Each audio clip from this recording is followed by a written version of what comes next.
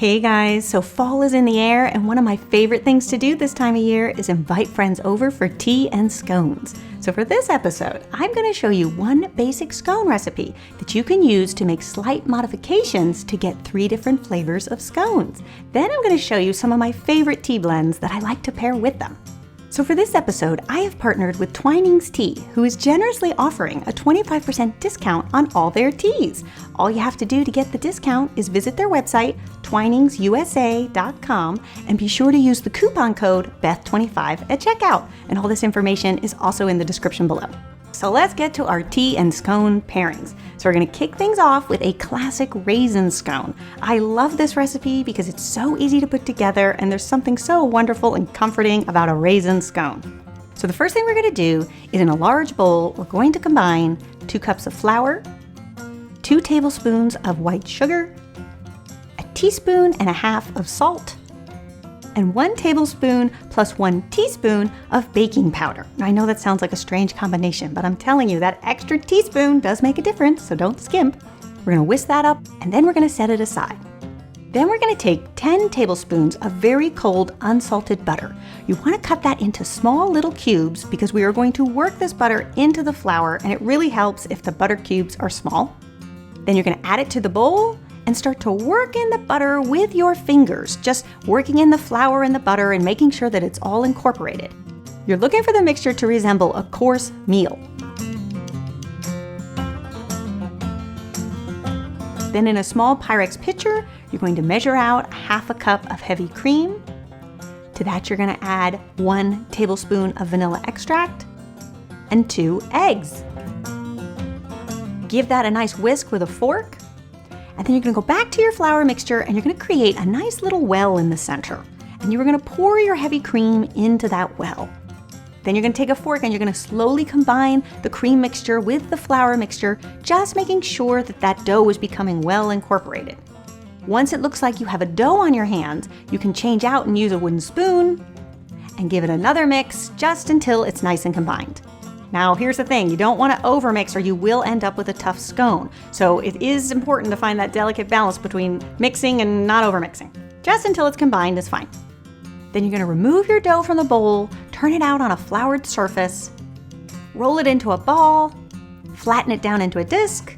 Then you're going to wrap your dough in some plastic wrap and pop it in the fridge for 30 minutes. Now, if you are pressed for time, you could also pop it in the freezer for 10 minutes. Either way, you just want to make sure that your dough is well refrigerated before you begin to work with it. It'll just make it a lot easier to roll it out and cut your scones. Then when your dough is ready, you're going to roll it out on a floured surface to about a ½ inch thickness. Then you're going to cut out your scones with a 2-inch cookie cutter and place them on a parchment-lined cookie sheet. And just go ahead and repeat that process until you have about 12 scones. Then in a small bowl, you're going to crack in 1 egg, whisk it up, then take a pastry brush and lightly brush each of the scones with the egg.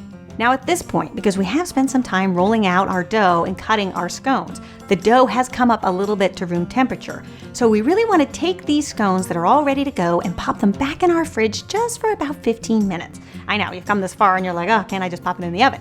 Now you could, but what's going to happen is if that dough is not very well chilled, those scones are going to start to become kind of lopsided and they won't retain its shape. So you're really better off, because you've come this far, to put them back in the refrigerator just for 15 minutes and you'll see it'll really help those scones retain their shape. You can take your scones, pop them in a 400-degree oven, and bake for anywhere from 10 to 12 minutes. You'll know that they're done when they have risen up and turn a beautiful golden brown.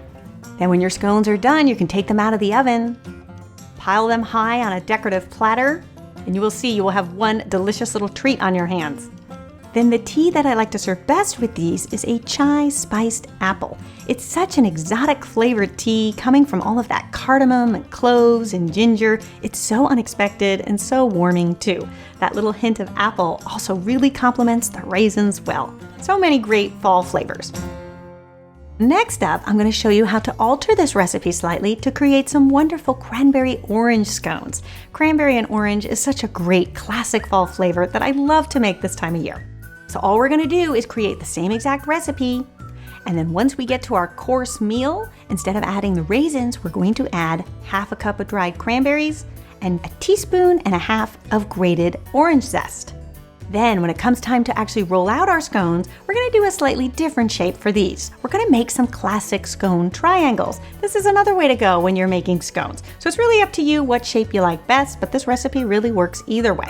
So we're gonna roll out our dough, and we're going to create a square that is about 1/2 inch thick. Now I find it really helps to have a large chef's knife at the ready because that is going to help us sort of form our square and make sure that we get some tight corners. And once you get to that point, you're gonna cut your dough vertically, then horizontally, basically creating a big cross. Then you're gonna pull apart that cross and you'll see you'll have little squares. And you're gonna take those squares and cut them down the diagonal, and then you'll have 2 triangles. And the other thing you can do is also go in with your chef knife again and just kind of form the triangles so they're nice and tight. And the reason you want to do this is you want to make sure that that triangle retains its shape as it bakes, and just helping the dough along a little bit will help with that. Then we're going to transfer our triangles to a parchment-lined cookie sheet. And then for this, instead of the eggs, we're just going to wash these with a little heavy cream and top with a little turbinado sugar. This is just a raw cane sugar that adds a nice little crunch to the top of the scones. Then we can go ahead and pop them in the refrigerator for another 15 minutes just to firm up. And then we're gonna bake again at 400 degrees for anywhere from 10 to 12 minutes, just until they're puffed up and golden brown. And there you go, you'll have cranberry orange scones. Then the tea that I like to serve best with these scones is an orange and cinnamon spice tea. I love this flavor combination with the cranberry orange scone because I find that it really does celebrate all the flavors of fall. I also like to add a little bit of honey to the tea because I love that level of sweetness that sort of smooths out the tartness of the orange. It's a great flavor combination in my book. Next up, and finally, I'm going to show you how to make some chocolate scones. Now this is great to have in the mix for anybody who has a little bit of a sweet tooth. These are quite delicious. So we're going to do the same exact thing that we did before, same basic scone recipe, but then when we get to the course meal, we are going to add 3 ounces of chopped bittersweet chocolate. Now you could use milk chocolate if you like a little bit more sweetness in your chocolate. I tend to like the bittersweet because I find that it's not too overly sweet, but really the choice is yours. Give it a toss. And then you're gonna add that cream mixture, turn it into a dough. And by this time, you guys know the drill. You're gonna turn it into a ball, flatten, and wrap in plastic. You're gonna refrigerate again for another 30 minutes. And then when it's time to roll out these scones, the choice is yours, whatever shape you wanna create. I like to do the little circular scones, so I will go back to my biscuit cutter, put them on some parchment paper. And then for these, I will go back to the egg wash and give them a brush. Pop in the oven for another 10 to 12 minutes. And then you'll see you'll have some beautiful chocolate scones on your hand. And then the tea that I like to serve best with these scones is a pure peppermint tea. I love the combination of peppermint and chocolate. It's such a classic combination, and you'll find it also has a really refreshing quality, which will balance out the richness of a chocolate scone. Another winning combination in my book. So there you have it, our scone and tea pairing. Now, if you wanted to host this little tea party, here's what I would recommend, because it is a lot of baking and mixing. I would actually do all the scone dough ahead of time. You can do it all the day before, keep it wrapped in plastic, and cut the scones the day of the party. Or if you have room in your fridge, I have also done it where I've actually cut them all out, egg wash them, put 3 trays in my fridge, and then all I have to do the day of the party is pop them in the oven. And a few other tips when it comes to serving tea for a party like this. One of the things that I like to do is just put 2 big teapots on the table with hot water and then place all of the different tea selections on a little cake stand. That way, everybody can kind of try the different teas and you haven't steeped a tea in a teapot that people may or may not want to try. So that way, it allows everybody the opportunity to try some of the tea and try the scones and see which ones they like best. And then another thing I like to do is place each flavor of scone on its own designated platter. That way they won't get mixed up and people will know which one is which, so it'll help everybody try a little bit of everything. I also like to put them on elevated cake stands because not only does it look a little bit fancy, but it does tend to use up less space on the table. So tea parties, you end up having a lot of things on the table between everybody's cups and saucers and plates, and having an elevated cake stand allows to use a lot more surface of the table than if you had something actually resting on the table. So there you have it, a simple and easy tea and scone party. I hope you guys give this one a try and let me know what you think. And I also hope you take advantage of the Twinings discount. With over 50 teas to choose from, I bet you'll find some teas that you like best. And I want to hear what kind of combos you guys come up with. So leave me a comment and let me know, and I will see you back here next week for another delicious recipe. Until then, bye.